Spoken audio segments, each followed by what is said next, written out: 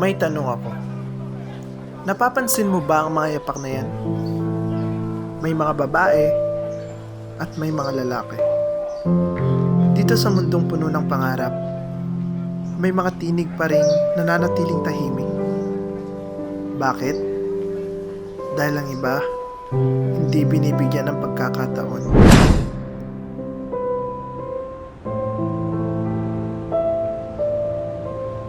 Paano kung sabihin nating iba na ang mundo? Mundong marunong ng magmataas at mundong marunong ng magmaliit ng iba. Bakit sila pa sila? Eh mas lalaki na mas malakas. Dapat mamuna, hindi ba? Ayon ang aking laging naririnig, ngunit hindi lakas ang sukatan ng halaga at hindi kasarian ang sukatan ng kakayahan. Lahat tayo ay may boses, lahat tayo ay may karapatan. At hindi sila babae lang, gaya nila.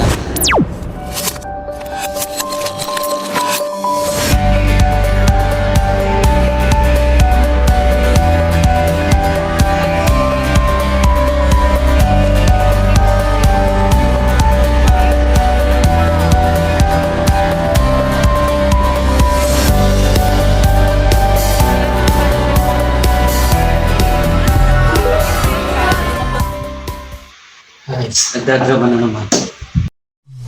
Sa isang lipunan na patas at makatarungan, walang mas mahina, walang mas mababa, lahat ay may karapatang mangarap at magtagumpay.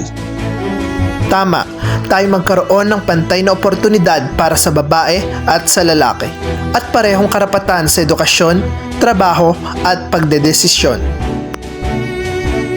Kapag pantay ang tingin, sabay ang pagangat, gender equality para sa lahat, empowering women para pantay ang lahat.